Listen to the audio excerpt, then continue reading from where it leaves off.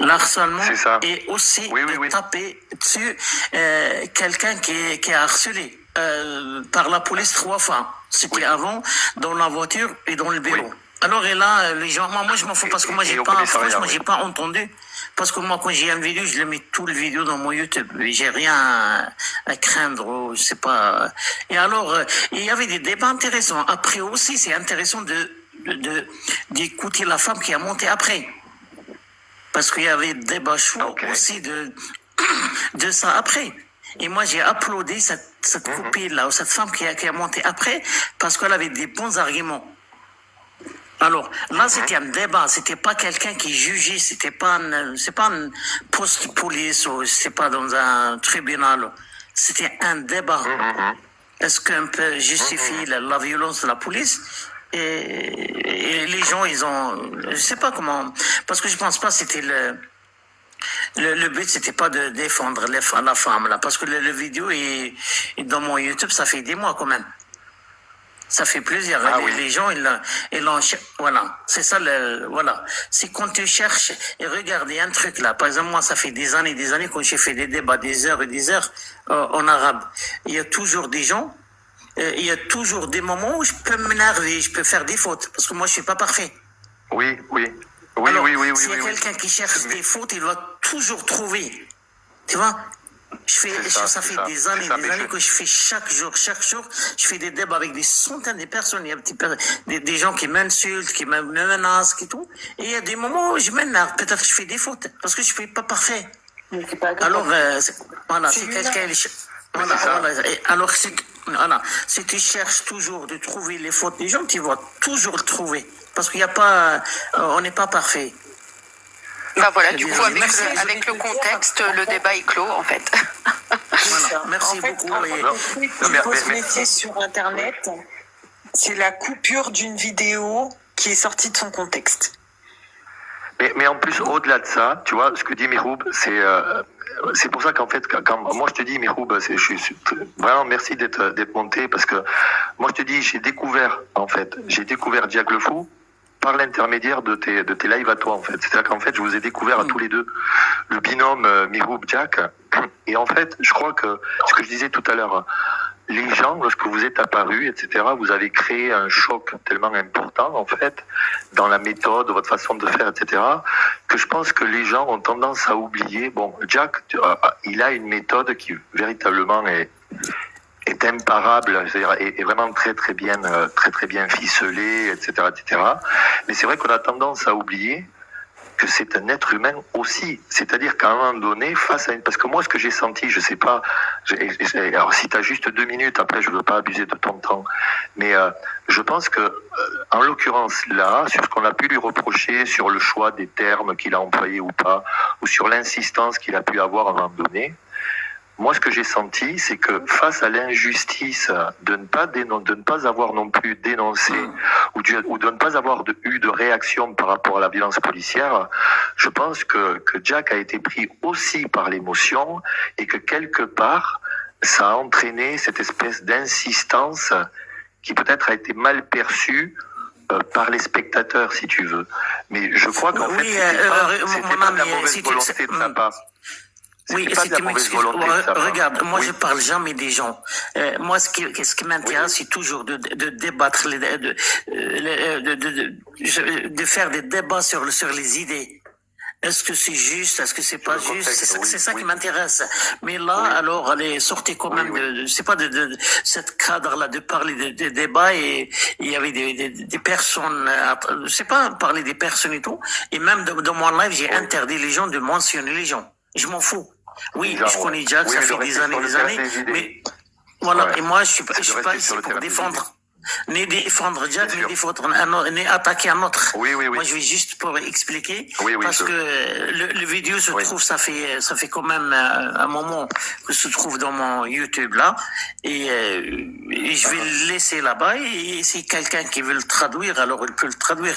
Mais il faut pas juste traduire, je sais pas, 2 phrases ou 3 phrases, et la manipuler. Il faut voir il faut comprendre le contexte avant, qu'on parlait de harcèlement, et que la fille a monté avant. Je précise qu'elle a monté, qu'elle a donné son témoignage. Il y a personne qui l'a coupé. Personne. Elle est descendue, elle m'a dit au revoir, elle a descendu, et après, ils l'ont demandé si elle peut débattre sur la violence de la police. Ouais. Alors il faut comprendre ce contexte-là. Alors il n'y avait pas d'agression et tout, mais comme je dis, je parle de ma part, hein, de mon life, je défends personne et je attaque personne, parce que je vais pas rentrer dans cette. Je suis pas oui, mais c'est pour ça que je te dis qu'au-delà des personnes, en fait, ce qui est intéressant, effectivement, c'est moi ce que j'ai trouvé logique, en fait, c'est que ce que je disais tout à l'heure, je sais pas si si t'étais déjà là, Miroub, mais si tu te positionnes en tant qu'humaniste, si tu veux, tu ne peux pas, face à une injustice, en l'occurrence là, une question de harcèlement, tu ne peux pas laisser de côté aussi la question de la violence policière et, laisser ce sujet-là aussi de côté. Donc, quelque part, mettre aussi l'accent sur la question et poser le questionnement sur la violence policière, ça se justifie aussi, si tu veux. Parce que quelque part, sinon, tu priorises une injustice par rapport à une autre. Et donc, du coup, tu sors d'une certaine manière d'une forme d'équilibre et de justice, si tu veux. Donc c'est vrai que mettre l'accent sur une chose et négliger l'autre, ça sort. Ça serait pas, disons que ça serait pas dans la logique humaniste. En l'occurrence, bon là ça pourrait être Jack, mais ça pourrait être quelqu'un d'autre, peu importe, on s'en fout que ça soit Jack. Quelqu'un qui véhicule et qui défend ces idées-là, ces idées d'humanisme. L'humanisme vaut justement pour les deux situations. Et moi, par rapport à ça, j'ai pas vu il n'y avait pas nécessité de créer une polémique par rapport à ça. Après, c'est ce que tu dis, Miroub, c'est que tu auras toujours des gens qui, à un moment donné, vont mettre l'accent sur un détail, y rentrer, créer une brèche par rapport à ça, et après, y rentrer dedans pour des intérêts qui dépassent la question des idées et là parce qu'on a simplement envie d'attaquer quelqu'un au point de vue personnel. Ça c'est un fait, c'est une réalité. Et en tout cas, merci pour avoir décrit la situation. C'est quoi? Le nom de la vidéo et la date, parce qu'il y a des gens qui veulent savoir. Oui, c'est en arabe, mais c'est le 21 juin 24. C'est écrit. Et tu peux noter dans les commentaires pour les gens? Oui, ils vont le trouver. C'est le 21 juin 24 live. Voilà. Et c'est écrit en arabe. C'est déjà écrit. C'est les témoignages de sortir de l'islam. Et voilà. Mais on peut toujours. On n'est pas obligé d'être d'accord avec les gens, comment ils réagissent à certains trucs, à certaines discussions, mais de l'accuser. De l'accuser qu'ils sont avec les harceleurs, ça c'est un autre truc là. Quelqu'un qui a ça fait des années qui risque sa vie. Il parle chaque jour, chaque live, il parle de l'égalité des droits entre les femmes et les hommes. Alors là c'est quand même ça c'est. Oui, alors, là on voit que c'est un peu fort. Oui, c'est bizarre. C'est un peu fort de café, comme on dit. Ouais, c'est vrai. C'est pour ça qu'en fait, moi et après il y a un truc qui est vrai aussi, c'est que le problème, c'est la question de la traduction. Comme tu disais, Miroub, je donne accès à la vidéo pour que des gens qui parlent la langue soient à même aussi de pouvoir faire la traduction, etc.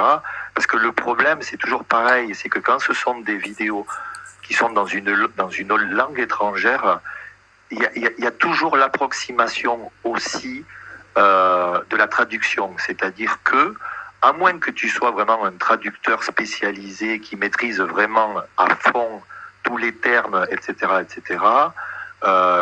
tu peux, peut-être parce que voilà, tu connais la langue. C'est comme si, par exemple, il y avait une vidéo en espagnol et que moi, qui suis d'origine espagnole, que je décide de traduire ce qui est dit. Ça ne veut pas dire que parce que moi je parle espagnol, je vais peut-être traduire correctement et sans inclure dans la traduction ma propre interprétation des termes. Vous voyez ce que je veux dire? C'est ça ce qui est délicat aussi avec la traduction, c'est que sur certains termes, il va pas y avoir de confusion, mais sur d'autres, ça pose aussi quand même la question de est-ce qu'une traduction, est-ce que c'est bien traduit? Est-ce que là, par exemple, la traduction de ce terme-là, il n'y aurait pas eu un mot qui convient mieux, par exemple? Là aussi, c'est délicat, en fait. Tu vois? Donc, la légitimité des personnes qui traduisent aussi derrière, il faut aussi se poser la question. Parce que un terme, peut-être que dans un contexte particulier, on le traduit, on utilise le mot, en fait, il a dit ça, mais peut-être qu'en fait, quelqu'un d'autre va te dire non, en fait, c'est pas ce terme-là qu'il aurait dû. Tu vois, c'est quand ça peut tout changer. C'est quand je disais tout à l'heure, par exemple, mais là, c'était un terme que Jack employait en français. Lorsqu'il dit, est-ce que tu as éprouvé, non, pas en français d'ailleurs, qui a été traduit comme ça. Lorsqu'il dit, est-ce que il interpelle la personne et lui dit, est-ce que tu as éprouvé de la jouissance en voyant ce qui se passait, en étant témoin de ce tabassage en direct? Est-ce que effectivement c'était le meilleur terme à ce moment donné, ce qu'il fallait employer ce terme? Mais là tu vas commencer à pinailler, enfin pas à pinailler parce que les mots sont importants en fait. Il faut toujours faire attention aux mots qui sont utilisés. Mais il faut voir aussi que ça soit Jack le Fou, Miroub, moi ou n'importe qui, on n'est pas des machines quoi. C'est-à-dire qu'à un moment donné, tu ne peux pas non plus reprocher à quelqu'un d'employer un terme que, comme tu disais Marie, n'est peut-être pas le meilleur. Peut-être qu'il y aurait eu un autre choix, mais sur le moment... Si tu m'excuses avant de partir, c'est aussi question de culture. Regarde, qu'on fait un débat. Oui. Pour moi, par exemple, on est différents. Moi, je suis pas toujours d'accord avec mes amis. Pour moi, la liberté d'expression, c'est quelque chose sacré. Et moi, quand je débat ou il y a quelqu'un qui monte chez moi, je peux poser toutes les questions. Et l'autre part, il a le droit de ne pas répondre. Alors, la liberté d'expression, c'est question de culture. Il y a quand même des cultures, alors où tu peux pas poser des questions, c'est tableau, il faut pas poser cette question parce qu'il est harcelé, parce qu'il est un homosexuel, parce qu'il est une minorité, parce qu'il est... Alors, pour moi, ça marche pas, ça. Moi, je suis un Norvégien, ça fait quand même... plus de 32 ans que je suis ici, et je suis quand même, on n'a pas cette complexe-là de l'égalité, parce que chez nous, il y a pas cette complexe de femmes-hommes. Parce que les femmes, on a quand même réussi à avoir cette, je sais pas, cette égalité entre les femmes et les hommes, et même les minorités, comme par exemple les homosexuels, on n'a pas de problème, on a dépassé ça. Alors qu'on parle avec quelqu'un, on n'a pas des arrière-pensées. Parce que je parle avec elle, parce qu'une femme, il faut faire attention. Je pense que c'est cette bagage aussi. Il y a beaucoup de gens, surtout les apostats. Et ils ont quitté l'islam, mais l'islam, il l'a pas quitté dans leur tête. Alors, comment ils traitent les femmes? Et ils sont toujours en train de défendre les femmes. Une femme, elle est faible, elle peut pas se défendre. Alors, il faut que je le défende. Il faut arrêter, laisser les femmes tranquilles, laissez-le défendre. C'est super. Mais c'est vrai que c'est vrai que ça, par contre, c'est super intéressant. C'est super intéressant, en fait, le point que tu abordes là, dans le sens où le fait de sortir d'un dogme, ça n'annule pas certains mécanismes, en fait.